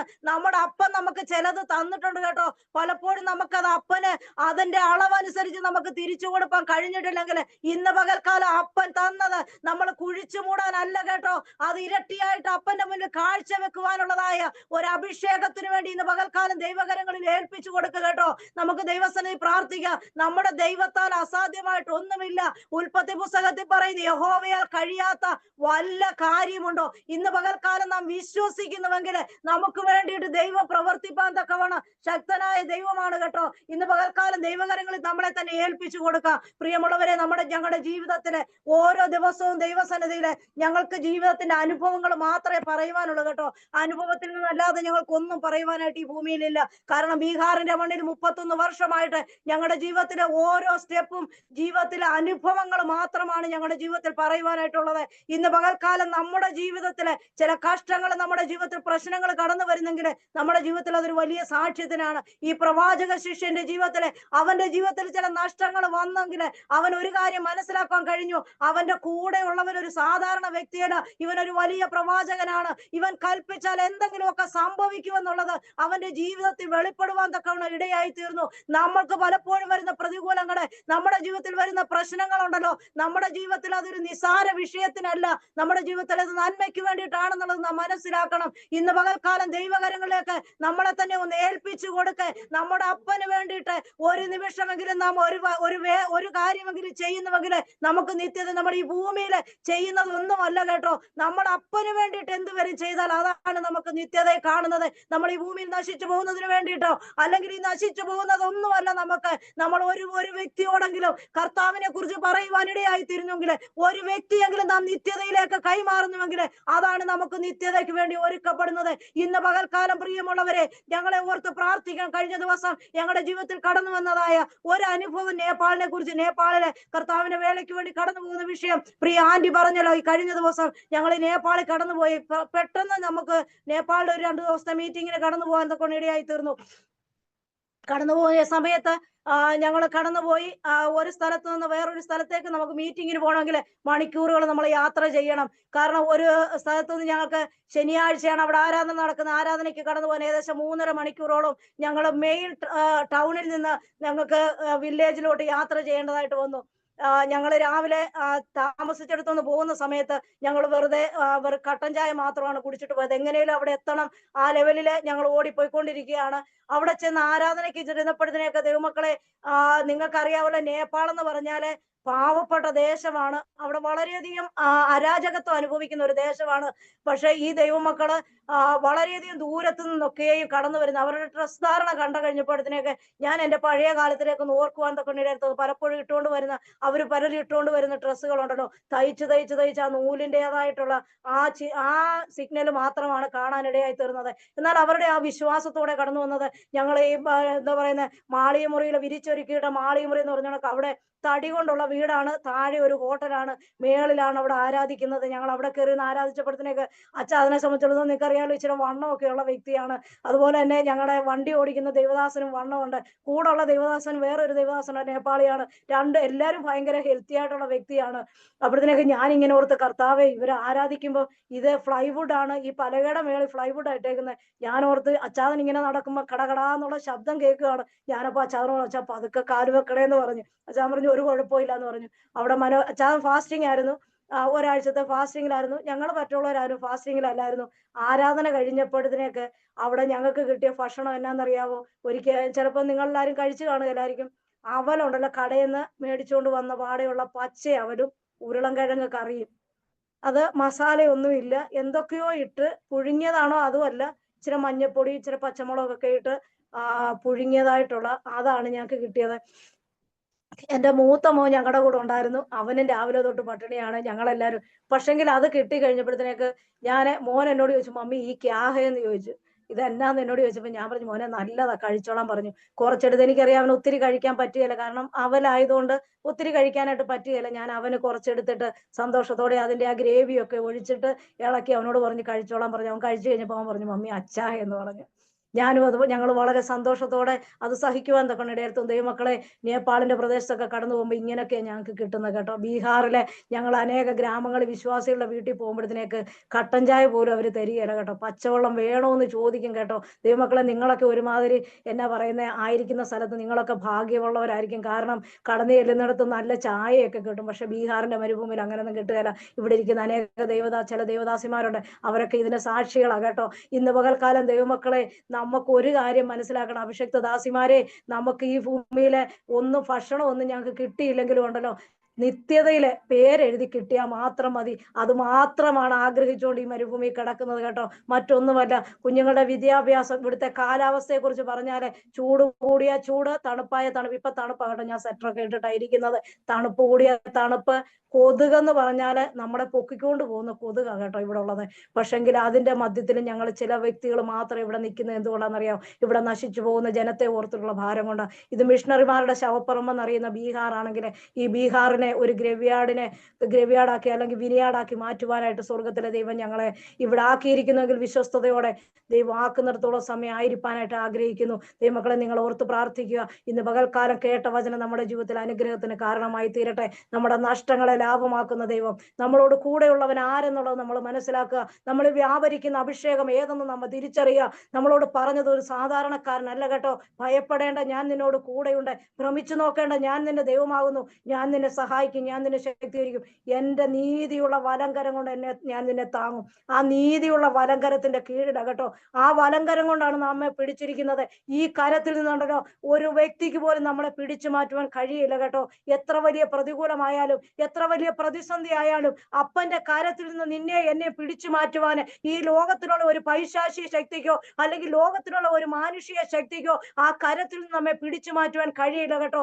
ഇന്ന് പകൽക്കാലം നമ്മിൽ വ്യാപരിച്ചിരിക്കുന്ന അഭിഷേകത്തോടെ നമ്മുടെ മുൻപിലുള്ള പ്രശ്നത്തെ ഒന്ന് പറയുവാൻ തയ്യാറാണോ? നമ്മുടെ കാലുകളെ ഒന്ന് ചവിട്ടുവാൻ തയ്യാറാണോ? നമ്മുടെ കരങ്ങൾ അതിന്മേലൊന്ന് വീശ്. നമ്മുടെ നാവിന്മേൽ പകർന്നിരിക്കുന്ന അഭിഷേകത്തോടെ ഇന്ന് പകൽക്കാലം അധികാരത്തോടെ നാം പ്രതികൂലത്തെ കണ്ട് പതറിപ്പോകാതെ അതിനോടൊന്ന് കൽപ്പിക്കാൻ തയ്യാറാകുന്നെങ്കിൽ ഇന്ന് പകൽക്കാല സ്വർഗം നമുക്ക് വേണ്ടി പ്രവർത്തിപ്പാനിടയായി തീരും. ഇത്രത്തോളം സമയം തന്ന കർത്തദാസിയോടും ഈ സൂം പ്ലാറ്റ്ഫോമിനോടും ദൈവനാമത്തിലുള്ള നന്ദിയെ വന്ദനത്തെ അറിയിക്കുന്നു. നിങ്ങൾ ബീഹാറിനെ ഓർത്ത് പ്രാർത്ഥിക്കണം, നേപ്പാളിനെ ഓർത്ത് പ്രാർത്ഥിക്കണം, കുടുംബമായി ഞങ്ങളുടെ നിലനിൽപ്പിനെ ഓർത്ത് പ്രാർത്ഥിക്കണം എന്ന് അപേക്ഷിച്ചുകൊണ്ട് ഒരു പ്രാവശ്യം കൂടി ഫേബാൻഡിയോടുള്ള നന്ദി അറിയിച്ചുകൊണ്ട് ദൈവസന്നിധിയിരിക്കുന്നു. ദൈവം നമ്മളെ സഹായിക്കുമാറാകട്ടെ.